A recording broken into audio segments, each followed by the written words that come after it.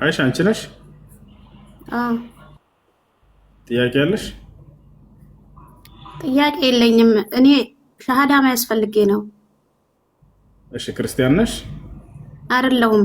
ስወለድ ሙስሊም ነኝ። ነገር ግን ከካፊሮች ጋር ብዙ ጊዜ አሳልፌ እና ብዙ መጥፎ ነገሮችን እንትን ብያለሁኝ እና ራሴን ከፍሬያለሁ ብዬ ስለማስብ ነው።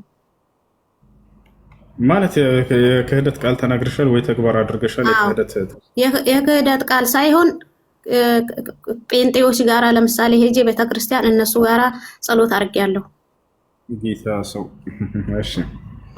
ለማንኛውም ሻሃዳ ያስበራሽ ትችያለሽ። አሽሀዱ አን ላ ኢላሀ ኢለላህ ወአሽሀዱ አነ ሙሐመደን ረሱሉላህ በይ። በራስሽ ወይንም ደግሞ በምላስሽ በአንደበት ይቻላል ነው። ሁሉ ጊዜ በራሴ ቆይቷል ይሄ ነገር ግን በራሴ ሻሃዳ ይዣለሁ። ግን በቂ አይሆንም ብዬ ስለተጠራጠርኩኝ ነው። በጊዜውም ተመልሼ አልሐምዱሊላህ እሰግዳለሁኝ እቀራለሁኝ። ግን ራሴን ሁሉ ጊዜ በቃ ጥያቄ ይፈጥርብኛል ራሴ ላይ ማለት ነው። በቂ ነው። እሺ ከልብሽ ያ በልጅን አሁን ነፍስ አውቄያለሁ ስልህ ይሄ ትንሽ የጉርምስና ሰዓት ነበረ። ልጅ ተማሪ ነበርኩኝ። ትንሽ 14 ምናምን ቤት ነበርኩኝ። በዛን ጊዜ ያረኩት ነገር ስለነበር ሁሉ ጊዜ በቃ አእምሮዬ ላይ ይረብሸኛል። እሺ አሁን ላውራት ፈቅጂልኛለሽ? አንዲት ጊዜ አንድ ደቂቃ። እሺ እሺ።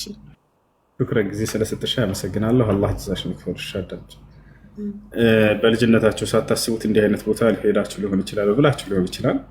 ከዚያ በኋላ ግን ሰውዬው ወደ አላህ ተመልሶ በእስላም ላይ እስከጸና ድረስ በሶላቱ ላይ የሸሃዳ ቃል አለ። ተህያቱን ስንቀራ ጊዜ አሽሀዱ አን ላ ኢላሀ ኢለላህ ወአሽሀዱ አነ ሙሐመደን አብዱሁ ወረሱሉሁ የምንለው የሸሃዳ ቃል ነው። ያ ይበቃዋል። ነገር ግን በልቤ ላይ መካንን እስካላልኩ ድረስ የሚለው እስካለብሽ ካለ ያ እንዲወገድልሽ መያዝ ትችላለሽ። አሽሀዱ አን ላ ኢላሀ ኢለላህ በይ። አሽሀዱ አን ላ ኢላሀ ኢለላህ ወአሽሀዱ አነ ሙሐመደን ረሱሉላህ። አሽሀዱ አነ ሙሐመደን ረሱሉላህ። አልሐምዱሊላህ። አይ በቃ ቅሬታ ዞር እንዲልልኝ ውስጥ የሚረበሸው ነገር እንዲወገድልኝ ስለፈለኩ ነው። እሺ አያ ጀዛከላሁ ኸይረን ኢንሻአላህ።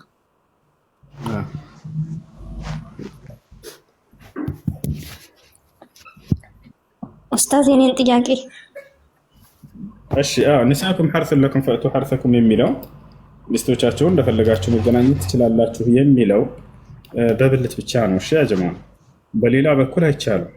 ሰዎች እንዳጋጣሚ ምናልባት ፖዚሽን ምናምን የሚል ቃል ሼክ መሐመድ ሐሚድን ተናግረው መሰለኝ ይሄንን ሲያዘዋውሩ አይቻለሁ።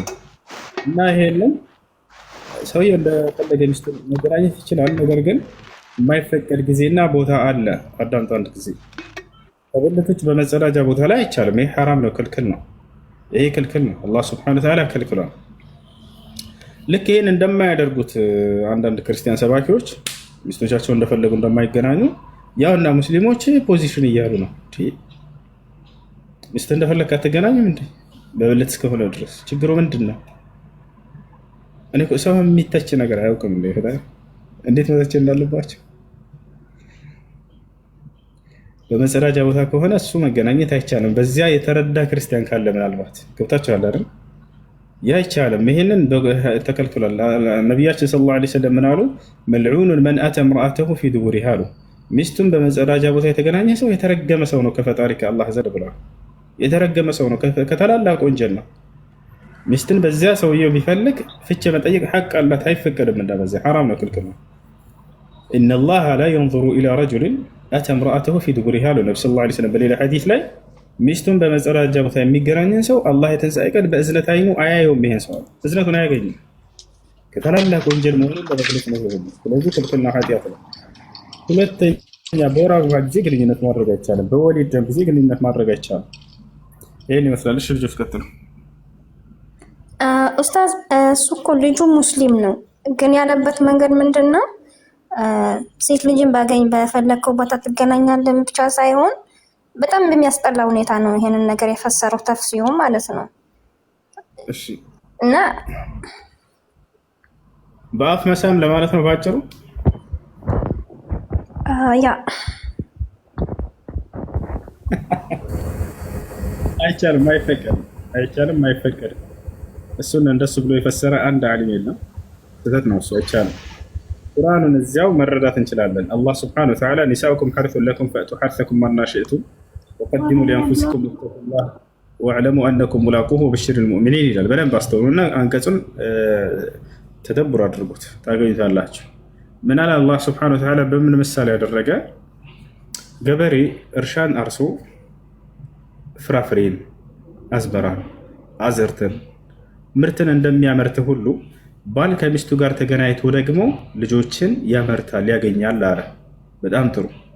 ስለዚህ ባል ከሚስቱ ጋር ተደስቶ ወይም ተገናኝቶ ልጅን የሚያገኝበት ቦታ የቱ ነው?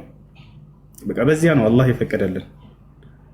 በአፍ ተገናኝቶ ልጅ ያገኛል አያገኝም? መልሽልኝ። አሎ አኪድ ሙስተሂል አያገኝም። አያችሁ አይደለ? ስለዚህ ቁርአኑ አንቀጽ ባል ሚስቱን በብልት ብቻ መገናኘት እንዳለበት በደንብ አድርጎ ያስረዳል። የትም ቦታ ሳይሄድ ገበሬ እርሻን አርሶ ምርትን ያገኛል። በዚህም ምሳሌ ባል ከሚስቱ ጋር ተገናኝቶ ልጆችን ያገኛል ሲል ጊዜ ልጅ በሚገኝበት ቦታ ላይ ብቻ መገናኘት እንዳለብን አንቀጹ ያስተምራል። ቦታቸው አለ አይደለ? ስለዚህ ልጅ የሚገኝበት ቦታ የት ነው ከተባለ በብልት ብቻ ነው። ከዚያ ውጭ በፍጹም አይፈቀድም።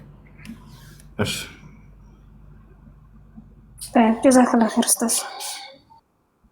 መርሐባ ወያክ።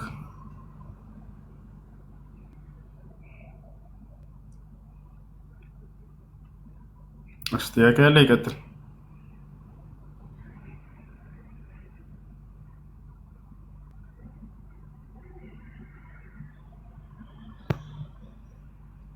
እሺ ጥያቄ ከሌላችሁ በቃ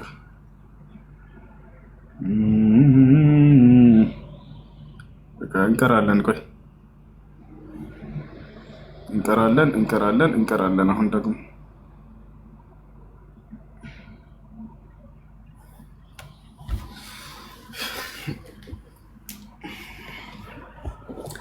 በማን ድምፅ እንቅራ? አሁን በሱዳንኛ ድምፅ። እናት ሀገር ሱዳን፣ አባት ሀገር ሱዳን፣ ጎረቤት ሀገር